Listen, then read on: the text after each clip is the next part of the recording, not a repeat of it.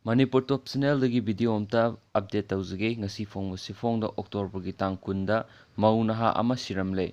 Imphal West District ki mayang Imphal PS ki manung chanba Koksai Maya Laikai da masai sahi 12 rom suraba mau ama ngasi ayuk thauri yanduna siramle hairi.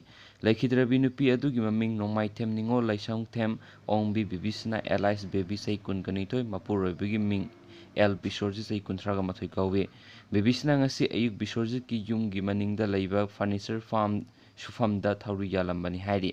Misi asigi matangda singnabadagi asiba haksang ado postmortem tawnaba rims ki mokta pukhalakpada songum Huidrom Laikai da laiba Bibisnagi mapamgi miyoi singaga nupa mayumgi miyoi singa khatna sainabagi thaudok thokre adum oinamak thaudok adu asok apan thoktringai police laktuna control tokre hairi. Tuga atop paw amana pokso case ta sienaba miyoi ama jail da thajinkre.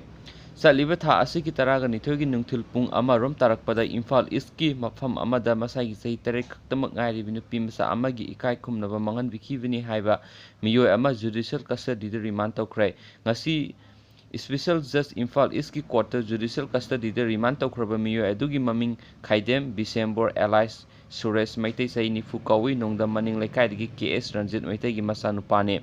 Thaudo adugi matangda nupi masa adugi apokpi mamana numitugi numidang pung 3 rom tarakpada Imphal East District ki Women Police Station da report ama file tarakhibane. Report adugi matung ina police station asida protection of children from sexual offense Proxo Act 2012 ki section 6 amasum Indian Penal Code ki section 417 gi makhada case FIR number 31102019 register tawdun lokhot khibane loinana thado asida senaribe miyo asi faraga ngasi fawba police custody da remand tawduna wangpong satharakhibane adubu ngasi mahaki police custody gi matam loiraduna police ki maikeri gi judicial custody remand prayer tawraduna court asida pothorakhibada court ki ayaba piraduna judicial custody da remand tawkhibane makha taba pong amin sen. Thank you.